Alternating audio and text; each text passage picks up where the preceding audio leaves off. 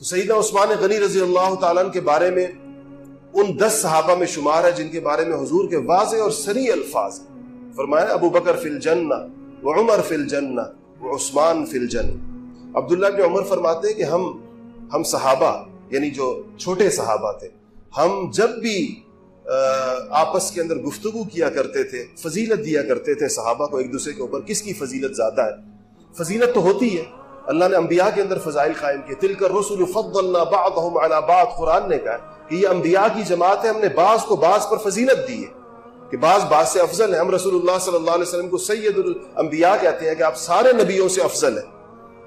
تو اسی طرح صحابہ کے اندر بھی فضیلت کے معیارات ہیں.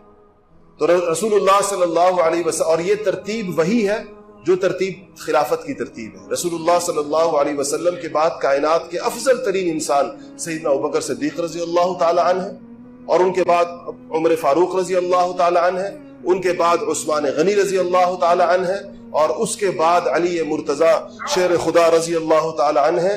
اس کے بعد یہ 10 مبشرہ ہیں جن 10 کو حضور نے اپنی زندگی کے اندر، طلحہ ہیں، زبیر ہیں، سعد ہیں، سعید ہیں، عبد الرحمن ابن عوف ہیں، ابو عبیدہ ابن جراح ہیں، یہ ہیں.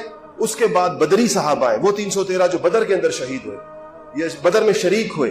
اور اس کے بعد احد کے صحابہ ہیں جو احد کے اندر شریک ہوئے. اس کے بعد پھر یہ پورے السابقون الاولون ہیں جو پہلے ایمان لے کر آئے. اور صحابہ نے جب بھی ایک دوسرے کا ذکر کیا اور تعارف کیا تو اس کے اندر ان چیزوں کا ذکر کیا کرتے. تابعین ذکر کیا کرتے تھے کہ صحابی کا نام لیا تو کہتے ہیں یہ وہ ہے جو جس کو جنت کی بشارت دی گئی، یعنی 10 مبشرہ میں سے.